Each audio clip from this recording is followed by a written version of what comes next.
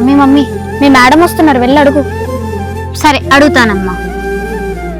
Madam ఎంతవరకు వచ్చింది పని? బానే అయింది మేడం. ఈరోజు మేడం అది మా పిల్లలు ట్రిప్కి వెళ్ళాలంటున్నారు, ఒక 3000 డబ్బులు ఇస్తారా? 3000? అవును మేడం, 3000. తన ఫ్రెండ్స్ కూడా వెళ్తున్నారు, పిల్లలు కూడా చాలా ఆశపడుతున్నారు. అందుకోసమనే పిల్లలు కూడా మాట ఇచ్చాను మేడం, నేను పంపిస్తానని. అలా ఎలా మాటిస్తావు? ఎంత కష్టపడితే 3000 వస్తాయో తెలుసా నీకు?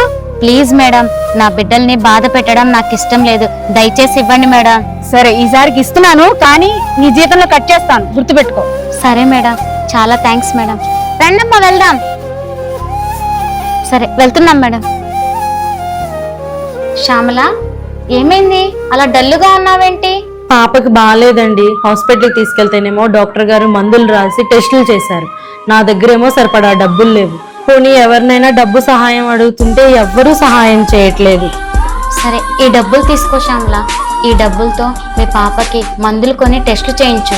చాలా థ్యాంక్స్ అండి, సమయానికి సహాయం చేశారు. సారీ అమ్మా, మిమ్మల్ని ట్రిప్కి పంపించలేకపోయాను. లేదమ్మా, మా ట్రిప్ కన్నా ఆ అమ్మాయి ఆరోగ్యమే ముఖ్యం. ఇలా అర్థం చేసుకునే పిల్లలు ఉంటే ప్రతి తల్లి చాలా సంతోషపడుతుందమ్మా.